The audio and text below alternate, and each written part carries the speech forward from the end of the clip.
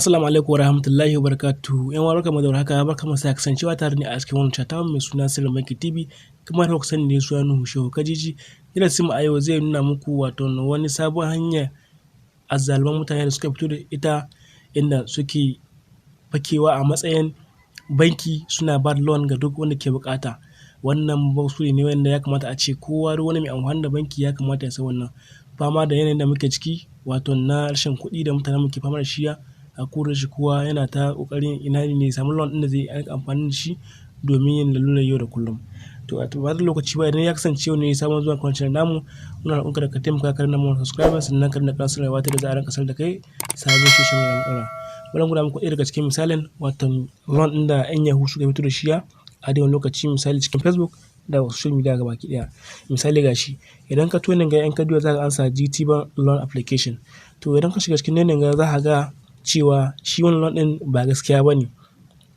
Loan ne wanda mutanen banza suka ƙirƙira ko kuma suka ƙirƙira wannan feji a matsayin su na ma'aikatan Gtbank kuma alhali ba gaskiya ba ne.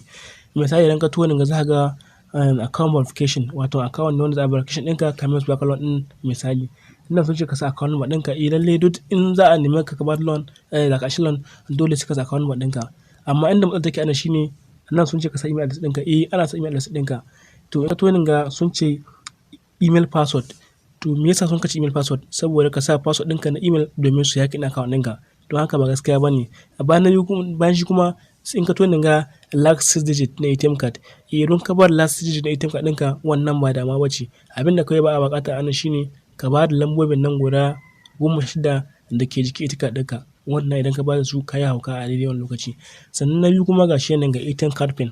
Ba wani banki da zai tambaya ka pin ɗinka ko wani wato haka ta cikin form ba wanda ya isa tambaye ka pin ɗinka. Duk wanda ya tambaye ka pin ɗinka to ka sani cewa azzalumi ne zai iya ma hacking account ɗinka. Don haka wannan shine a hujja guda biyu wanda nace wannan loan ɗin ba gaskiya bane na Yahoo ne. Na farko da nace inda sun ka tambaye password ɗinka na email address ba wanda zai tambaye ka password ɗinka na email address saboda ko wanda zai tambaye ka password ɗinka na email address zai yi ma hacking account ɗinka ne. Na biyu kuma ATM card pin wato pin makullin sirrinka wato lambobin sirrinka na ATM card pin na ATM ɗinka. Duk wanda ya tambaye ka ko wane ne ma'aikacin banki ne ko wane ne duk wanda ya tambaye ka irin wannan abubuwa to ina tabbatar cewa ba mutum ƙuri bane zai iya maka hacking account ɗinka. A daidai lokaci idan ba mu sani ba mun ka cika wannan mun ka ba su to kai tsaye za su iya hacking account ɗinmu kuma su ci amanar mu ba tare da mu sani ba. Abubuwan dalilin na ana shine wato mutane da dama ba su iya tantance abin na ƙure da wannan ba ƙure ba. Misali idan ka yi baya za ka ga inda mutane sun ka faɗa akai.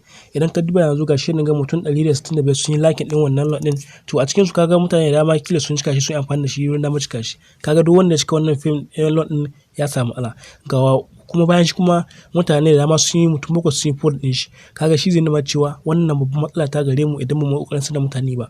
Saboda wajen mutum bakwai ya fraud ne to ba lallai a ce mutane da dama sun ba shiga cikin wannan wato mu haɗari ba. Idan ka tona comment shi kuma a daidai lokaci za ka ga wasu sun yaba wasu kuma sun ce scamming ne saboda sun sani. To lalle wasu ba za su iya tantance scamming ko ba scamming bane saboda wani ba zai iya tsayawa ma akan uzurin da yake shi na buƙatar loan ko sun kuɗi ba zai tsayawa ya dubi comment da makwanta haka kawai zai ce da ya macika. Sannan wannan page da kuke gani suna da yawa a cikin wato social media Instagram, Facebook da dai makamata haka. Da haka ina roƙonku da ku taimaka ku share wannan al'amura domin kare kanmu da 'yan uwa daga wato wannan hacking na bank account.